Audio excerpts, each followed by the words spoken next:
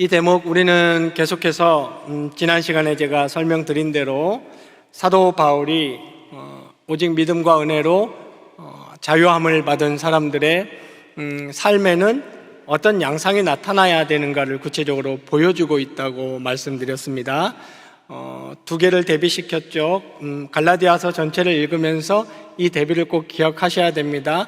자유함이 모든 것을 덮는 가장 큰 개념 틀이고, 그 밑에서 자유함을 가지고 자기의 이익을 구하지 말고 육체의 소욕을 쫓지 말고 종노릇해라. 역설이죠. 자유함으로 종노릇하라. 서로 사랑에 종노릇하라. 이것이 명백한 성경의 가르침이고 사도 바울의 가르침입니다. 그러면서 그러려면 너희가 성령의 인도하는 바대로 살아야 한다라고 얘기했고, 성령에 이끌리는 삶과 육체의 소욕을 쫓는 삶을 계속 얘기했습니다. 그리고 오늘 본문에도 잠깐 등장했고, 앞부분 2장에도 나오고 6장 마무리에도 나오고 계속해서 등장하는 것이, 그리스도의 사람들은 자기 정욕, 탐심, 자기 추구, 자기 영광을 십자가에 못 박은 새로운 피조물이다, 이렇게 얘기하고 있습니다. 그래서 지금 계속해서 그런 삶을 사는 사람들의 삶의 현장에서 나타나는 양상과, 계속해서 입술로는 난 예수 믿어, 난 오직 은혜로 구원받았어 하는데 여전히 육체의 소욕을 쫓고 있는 사람들의 삶에서 나타나는 양상을 지금 구체적으로 사도 바울은 대비시키고 있는 것입니다. 바울 서신을 보시면 두드러지는 특징이 나타납니다.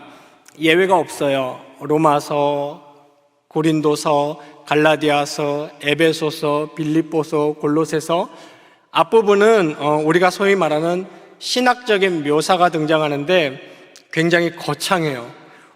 막 에베소서 같은 거 보면 뭘 이렇게까지 거창해야 돼? 태초의 우주적 계획, 하나님의 택정, 그랜드 피처를 막 우리 본질적인 걸 그리고 굉장히 어려운 얘기를 합니다. 성령이 너희 마음에 인치신 바 되고 너희는 그리스도와 함께 하나고, 거창하고 요란한, 좀 이렇게 실제로 표현하자면 뭐 이렇게 요란하게까지 이렇게 얘기를 하지만, 바울의 모든 서신의 후반부를 가면 이러한 은택을 입은 사람들이 사는 방식은 하면서 모든 서신의 후반부에 나오죠. 여러분 교회를 오래 다니신 분들은 이 설명도 많이 들어보셨을 겁니다. 그래서 신학자들은 앞부분을 descriptive, 설명하는 부분, 또 뒷부분을 imperative, 그러므로 이렇게 살아라, 명령하는 부분이라고 얘기합니다. 이 부분에 가면 어떻게 될까요? 그렇게 거창하고 위대하고 우주적인 설명이, 그러므로 형제들아 너희는 하면서 굉장히 일상적이고 실천적이고 소박한 실천으로 다 바뀌고 있습니다. 그게 왜 그럴까요? 그게 왜 그러냐면, 이렇게 하나님의 은혜를 입고 하나님의 말씀대로 사는 것은 어떤 거창한 것이 아니고, 매일의 삶 가운데 하나님 앞에서 자기가 성실하고 조용히 그리고 소박하게 살아가는 삶이 중요한 것입니다. 우리가 꿈을 꿀 수 있죠. 위대한 비전을 품고, 교회나 개인이나 위대한 비전을 품고 큰 그림을 그리고 목표를 제시할 수 있습니다. 그러나 그것이 매일의 일상적이고 성실한 삶보다 전혀 중요하지 않습니다. 그것이 그리스도인들을 끌고 가는 것이 아닙니다. 우리는 이것을 잘 알아야 해요. 예수님의 삶도 그렇고, 대표적인 예를 찾아보려면 교회사를 보면 알 수 있어요. 교회사에 위대한 일을 한 사람들이 굉장히 많잖아요. 우리가 이제 지금 특강을 진행하고 있는 종교계 역사를 봐도 칼빈, 루터, 주빙글리, 어거스틴, 정말 그 다음에 근현대로 넘어오면 조나단 에드워즈, 조지 위필드나 마틴 로이 존즈나 찰스 스펄전, 맑은 대로 위대하고 거창한 일을 한 사람들이 예외가 없어요. 단 한 명도 그런 비전을 품거나 기도 제목으로 부르짖은 사람들이 한 명도 없어요. 대부분이 아니고 단 한 명도 없어요. 어떤 큰 그림, 큰 비전, 목표, 개혁, 성과, 부흥, 성장, 이룸 이런 걸 걸어놓고 산 사람이 단 한 명도 없어요. 칼빈도 마찬가지죠. 그냥 그 사람들은 하나님의 은혜에 탐복하고 말씀대로 내 삶을 하루하루 하나님 앞에 살려고 했을 때 하나님이 강권적으로 집어내시고 부르시고 사용하시고 몰아넣은 사람들입니다. 칼빈은 오히려 도망 다녔죠. 근데 배자가 소리를 질렀죠. 당신이 지금 도망 다닐 때냐 이러면서 이제 제네바에 남아서 할 수 없이 목회했고, 제가 지난주에도 설명드렸지만 마틴 루터도 내가 개혁을 일으키리라 하는 기도 제목으로 내놓고 비전, 슬로건 보라 개혁을 이루리라 뭐 이런 거 하지 않았어요. 그냥 말씀대로 살고 싶어 했고 말씀을 사람들이 알고 싶을 자기 하루를. 그런데 하나님이 그것을 도화선으로 삼은 겁니다. 마찬가지입니다. 사도 바울이 여러분 말씀 읽고 계시죠? 70일만 하고 안 읽으시는 거 아니죠? 네.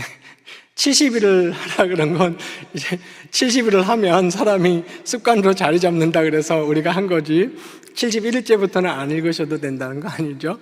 말씀을 꼭 읽어보세요. 말씀을 읽어보시면 서신에 너희가 원대한 비전을 품어라, 큰 그림을 그려라, ambitious 이런 명령은 단 하나도 없습니다. 단 하나도 없어요. 보세요. 그냥 보세요. 읽으시면 알아요. 제 말이 맞나 틀리나. 매일매일 하나님 앞에서 성실하게, 충실하게, 근면하게 사는 거예요. 저랑 굉장히 친한 어떤 분이 이제 책을 좋아하시는 분이 책을 하나 소개해 줬는데, 요크셔 시골에서 보낸 한 달이라는 책인데, J.L. 카라는 사람이 아직 저는 못 읽었어요. 근데 이제 이 책을 추천해 준 사람도, 이제 곧 읽어볼 겁니다. 이런 말을 해요. 이 책의 중요한 요점 중에 하나가 한 사람을 진짜 단단하고 알차게 변화시키는 것이 그 사람의 계획이나 원대한 꿈이 아니고 하루하루에 충실하면서 성실한 삶이었다. 그러니까 삶의 허망함과 허무와 무의미함을 느끼던 사람이 어떤 평론가의 평론을 저한테 카톡 사진으로 보내줬는데 제가 한번 읽어드릴게요. 가난하지만 당당하고 원칙에 충실하면서도 타인에게 열린 마음을 대하고 거창한 형식보다 꾸준한 믿음을 실천하는 사람, 이 사람이 진짜 변화를 가져오고 그 삶을 알차게 사는 사람이다. 제가 한번 저녁 예배 시간에 제가 왜 가끔 가다가 그냥 일반 문학서적, 신앙서적이 아닌 것들을 추천하는지 그래봐야 뭐 2번밖에 추천 안 했습니다. 한번 설명을 제가 드릴 거예요. 신학적으로 아직 기회를 못 얻고 있는데, 일반은총의 영역의 원리, 일반은총 영역의 원리도 하나님이 창조하신 거잖아요. 이런 책들에도 잘 드러나고 있습니다. 오늘 우리가 보고 있는 이 갈라디아서의 사도 바울이 성령의 이끌림을 받는 사람들에게서 나타난다는 이 한번 항목들을 한번 보십시오. 사랑, 희락, 화평, 오래 참음, 자비, 양선, 충성, 온유, 절제 이런 것들입니다. 좀 달리 말하자면 원대함, 비전, 거창함, 확신 이런 것들이 아니에요. 제가 다시 말씀드리지만 그거는 우리가 캐치 뭐라 그러죠? 구호로 걸어놓고 이루자, 달리자, 나가자 한다고 되는 것들이 아니에요. 제가 지난 시간에 말씀드린 천일 새벽재단을 쌓는다고 되는 것들이 아니죠. 오해하시면 안 됩니다. 제가 비전을 갖지도 말고 목표를 세우지도 말라는 게 아니에요. 아닙니다. 새벽 기도를 하지 말라는 것도 아닙니다. 그러나 그런다고 되는 것들이 아니고 그러한 것들은 이러한 충실한 하루하루의 일상적인 사랑, 희락, 화평, 성실, 사도 바울이 많이 강조하는 게 성실이잖아요. 또 사도 바울이 많이 강조하는 게 뭡니까? 정직, 한결같음, faithfulness 여기도 나옵니다. 충성이라고 번역해놨는데 그런 일상적인 것을 하나님 앞에서 교인이 살다 보면 원대함, 큼, 이룸 이런 것은 하나님이 여시는 거고 하나님이 이루시는 것임을 알 수 있습니다. 우리 오늘 읽어봤던 육체의 일과 성령의 열매는 여러분 이런 생각 해보신 적 없으신가요? 이거는 육체의 일들은 꼭 기독교 신앙 영역에서만 아니더라도 부정적인 것들로 취급되는 것들이에요. 그죠? 반대로 성령의 열매도 꼭 기독교의 영역으로 들어오지 않아도 일반 인류 사회에서 긍정적인 것들로 취급되는 거예요. 제가 고려신학교 다닐 때 고려신학교 도서관에 정기 간행물실이 있었습니다. 거기에 보면 우리나라에서 나오는 여러 간행물들이 매달 이제 월간지나 주간지가 비치되어 있었어요. 문화, 이제 정치, 그럼 종교 이제 간행물들도 있는데 그 중에 제가 정확히 그 잡지의 이름은 생각이 안 나는데 월간 현대 불교인가? 하여튼 불교 잡지였어요. 거기 그것도 있었어요. 저는 단 한 달도 안 빼고 그 잡지를 읽었어요. 재밌어요. 재밌고 불교는 이런 거 믿는구나 하는 거. 근데 제가 읽을 때마다 혼자서 너무 웃겨서 웃는 대목이 있는데 그것이 뭐냐면 거기 간증문이 실려요. 불자들의 간증문이. 제가 왜 웃었겠습니까? 우리하고 똑같아요. 하나님 자리에다 부처님만 넣으면 되고 은혜 자리에다 대자비 이것만 넣으면 똑같아요. 이러이러 어려웠고 이러고 힘들었는데 부처님의 대자비로 이렇게 사업이 다시 일어나고 병이 낫고 뻗나갔던 아들이 다시 돌아오고 어쩌면 이렇게 똑같은지 제가 읽을 때마다 웃어요. 그것은 무엇을 얘기해 줍니까? 제가 얘기하고 싶은 것은 지금 이 갈라디아서 5장에 실려있는 육체의 일과 성령의 열매들은 그리스도인들에게만 필요한 그런 열매 혹은 그리스도인들에게만 나타나는 열매가 아니라는 점을 우리는 분명히 알아야 됩니다. 그런데 이것과 동시에 우리가 또 하나 분명히 알아야 될 것이 있어요. 지금 성령의 열매라고 그리고 육체의 일이라고 표현된 이것들은 일반 사회에서도 하면 안 되는 것들, 있으면 좋은 것들로 취급받는다고 말씀을 드렸죠. 여러분 일반은총의 영역이라는 것 아시죠? 일반은총 그리고 특별은총 많이 들어보셨죠? 성령은 일반은총의 영역에서도 역사하시는 분입니다. 무슨 말인지 이해하십니까? 이 역사를 뭐라 그러냐면은 보존의 역사, 보존의 은혜라고 불러요, 신학자들은. 우리는 성령이 특별은총의 영역에서 신자들 안에서 하는 역사는 구원의 은혜예요. 그 특별한 은혜죠. 구속의 역사, 구원의 역사입니다. 그러나 성령께서 신자들에게만 역사하시는 것이 아니고 모든 인류에게 역사하십니다. 우리가 잘 아는 기독교의 교리 주장 중에 전적 부패라고 아시죠? 전적 부패. 사람은 누구나 다 부패했고 또 사람은 머리끝부터 발끝까지 모두 부패했다. 다른 말로 표현하면 지정의가 모두 부패했다는 겁니다. 그래서 성경의 묘사대로 의를 추구하거나 의를 찾는 사람이 없다 그랬어요. 성경은 하나님을 찾는 사람도 없고 여기에 성령이 역사를 하셔서 성령이 인류에게 최소한의 도덕률과 최소한의 양심이 작동하게 하시는 것이 일반은총의 영역에서 보여지는 성령의 역사입니다. 신학자들이 성경의 내용을 정리해서 이렇게 정리했습니다. 성령께서 일반은총의 영역에 역사하실 때 이 창조 세계를 보존하시고 질서를 유지하기 위해서 성령께서 안 믿는 사람들에게도 역사를 하셔서 그래서 여러분 그런 기사나 위인전기 같은 거 많이 보셨잖아요. 예수 전혀 안 믿고 심지어는 무신론자인데 희생을 해요. 아프리카로 달려가서 자기 평생을 바쳐서 난민을 위해서 자기 일생을 바치기도 하고 전혀 무신론자 예수 안 믿는 사람인데 자기 전 재산을 가난한 이들을 위해서 사회에 기부하고 죽기도 하고 그런 일들이 많이 우리 일상에서도 양심이 작동하고 선한 동기가 유발되기도 합니다.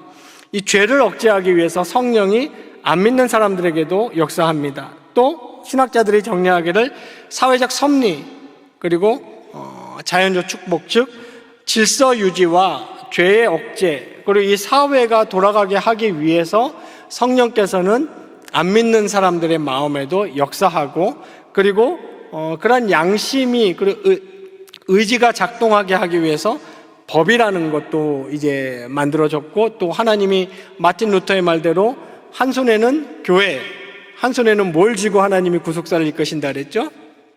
정부. 한 손에는 교회, 한 손에는 정부, 이렇게 두 기관을 거머쥐시고 구속사를 이끌어 가신다 그랬습니다. 제가 이렇게 설명을 길게 드리는 이유가 있습니다. 그렇다면 여러분, 이러한 심지어는 무신론, 신을 아예 인정 안 하는 일반 안 믿는 사람들도 여기 나오는 사랑, 기쁨, 평화, 인내, 충성, 자비, 양성, 절제, 이런 것은 권장하고 추구하는 거예요. 왜 그렇습니까? 제가 한 2달 전에 이 자리에서 설명을 드린 적이 있는데, 그러한 것들은 모두 하나님의 속성들입니다. 하나님의 속성들이에요. 그러니까 표현하자면 하나님으로부터, 하나님이 그런 사랑이 많으시고 자비가 많으신 분인 정도가 아니고, 그냥 하나님이 자비고 하나님이 사랑이고 하나님이 기쁨, 그러니까 하나님이 그것들의 원천인 겁니다. 원천인 거예요. 그래서 인류가 유지되려 함에 있어서는 그러한 것들이 필요하고, 하나님은 그러한 속성들을 인간이라는 피조물에게만 심어 주었습니다. 그렇다면 여기서 굉장히 중요한 오늘의 요점인데요. 굉장히 중요한 요점이 도출되는데, 그것이 무엇이겠습니까? 그 어떤 인류보다, 그 어떤 인종보다, 그 어떤 사람들보다 크리스티아노스, 예수 믿는 사람들, 기독교인들이 바로 이러한 속성을 가장 적극적으로, 가장 잘 나타내야 하는 겁니다. 사도 바울은 그러므로 단적으로 성령을 따라서 살아가라, 성령에 이끌려서 살아가라 라고 얘기를 하면서 그렇게 이끌려서, 성령에 이끌려서 살아가는 사람들에게 나타나는 것이 여기 성령의 이러한 열매들이 나타난다라고 얘기합니다. 제가 서두에 강조드린 점을 다시 강조드리자면, 우리 그리스도인들은 어떤 비전을 품고 원대한 목표를 세우고, 가정마다 또 다 기도 제목이 있지 않습니까? 이런 목표를 세우고 당연히 기도하셔야 됩니다. 하나님께 부르짖고 매달리셔야죠.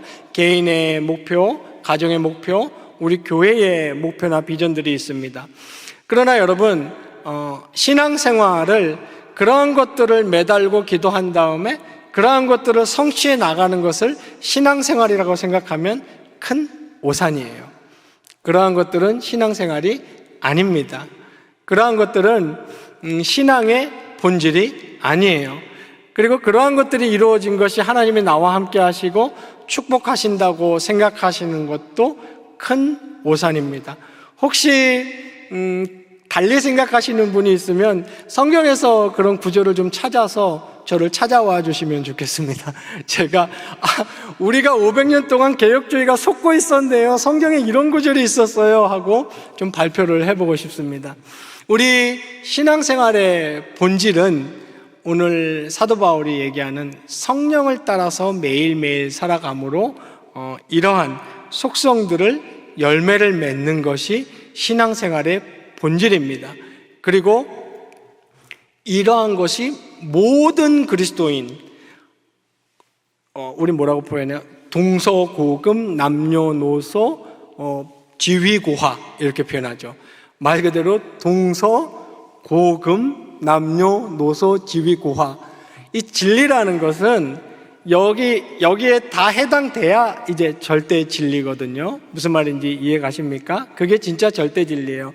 만약에 2025년도 등촌동에서는 적용할 수 있었던 게 600년 전에 중세 독일에서는 적용하지 못하는 건 그건 진리가 아니죠. 그런 거는 진리가 아니에요. 그런 건 뭐라고 부르냐면 전통이라고 부릅니다. 전통이나 관습이라고 불러요. 우리는 어떤 전통이나 관습을 진리로 착각해서는 안 됩니다. 예를 들면은 600년 전에 종교개혁 시대에 독일의 마틴 루터가 심호하던 교회에 가서 우리가 그 세계 선교 무슨 비전 만약 이렇게 한다? 그럼 그거 적용이 안 되는 거예요. 그거 적용이 안 됩니다. 진리는 동서고금이나 남녀노소 지위고와 언제 어디서나 누구에게나 적용되는 것이 진리입니다. 그리고 그러한 진리의 본질은 오늘 갈라디아서에서, 그리고 제가 서두에 말씀드렸던 바울 서신의 뒷부분에서 바울이 항상 얘기하는 것처럼 매일매일의 나의 하루의 삶에서 내가 그리스도인으로서 성령의 인도함을 받으면서 실천해 나갈 수 있는 것, 그리고 그렇게 사는 것이 신앙의 가장 핵심이고 본질입니다. 그것은 제가 이것도 이제 몇 번 표현을 드렸어요.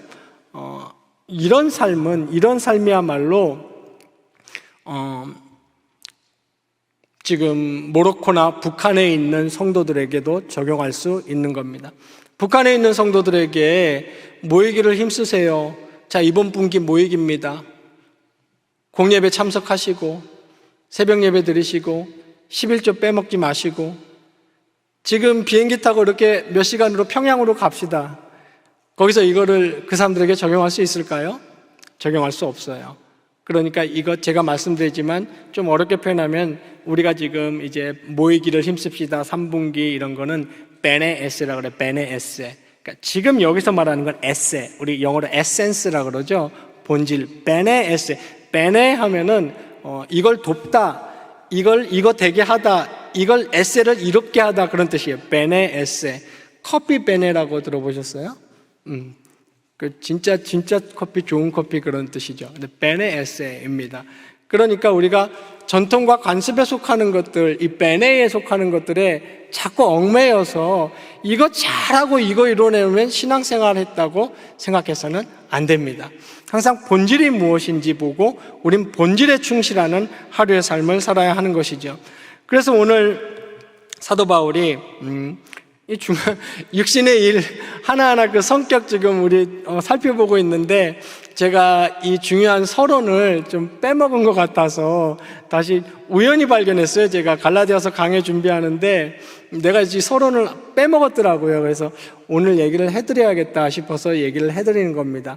그래서 우리는 오늘 사도 바울이 얘기하는 것처럼 예수 믿고 구원을 받아서 성령에 이끌리는 삶을 사는 사람들은 이렇게 매일매일 하나님 앞에서 말씀과 기도로 이러한 열매를 맺기를 힘쓰는 사람들입니다.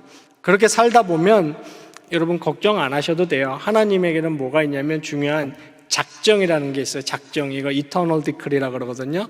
하나님의 작정은 무조건 다 이루어집니다. 아무리 도망 다녀도 목사 될 놈은 목사 되고, 그리고 또 여러분이 아무리 비전, 목표 세워놓고 뭐 천일기도 뭐 10년 뭐 동안 기도했다 그래도 하나님의 작정에 없는 것은 안 이루어져요. 그래서 우리가 하나님 앞에 순종해야 됩니다. 그러나 우리가 누구나 다 그리스도인이라면 집중해야 될 것이 있습니다. 매일매일 성령의 이끌림, 성령의 인도를 따라 살아가는 거예요. 제가 이 기도론에 지금 천일 기도 이렇게 해서 저는 1000일 더 드렸죠. 사실 기도론에 관심을 갖게 된 게 고3 졸업할 때쯤이에요. 제가 대충 아시겠지만 금요기도회니까 제가 중학교 2학년 때 저희 부모님이 이혼하셨어요. 이혼하셨는데 그때부터 너무 우울하고 너무 속상한 거예요. 그래갖고 한 중3 때부터 기도를 드렸어요. 아마 제 기억에 제가 거짓말을 하면 안 되니까 안전하게 이 말씀을 드리겠습니다. 몸이 너무 아프거나 정신이 아주 없는 날 빼고는 하루도 안 빼고 그 기도를 드렸어요. 하나님 아버지, 우리 엄마 아빠 다시 결혼하게, 다시 결합하게, 다시 살게 해주세요. 다시.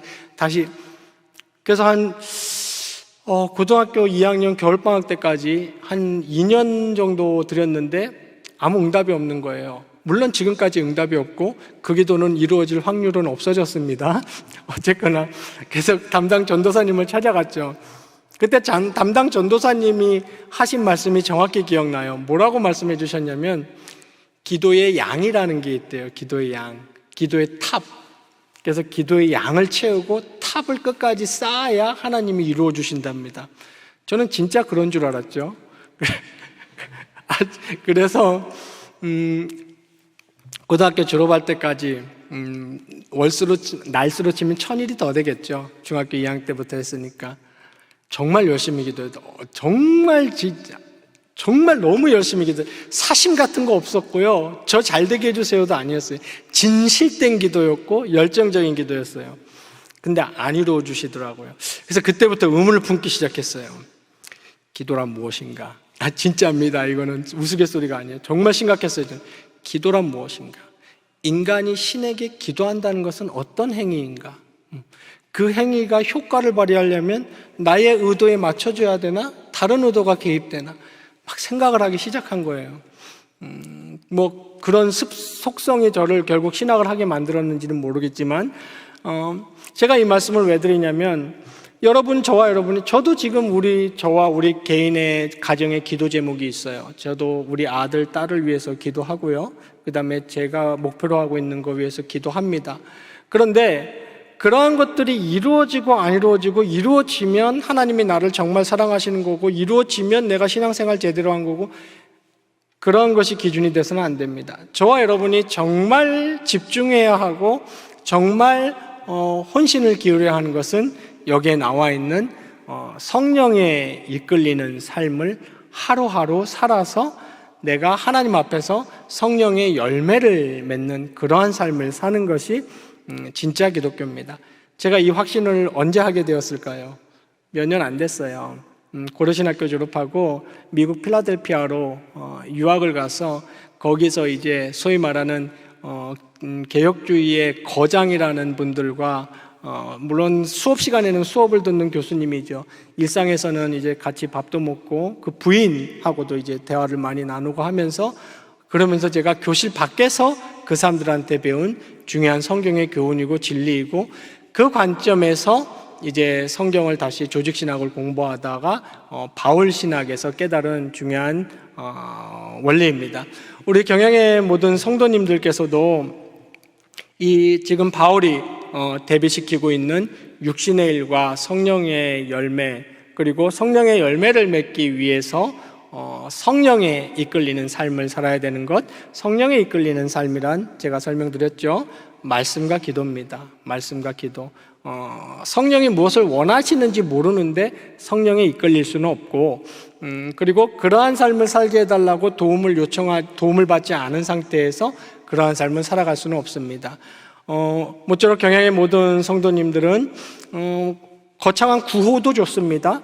원대한 비전도 좋고 내 사업의 확장도 다 좋아요. 왜 아니겠습니까?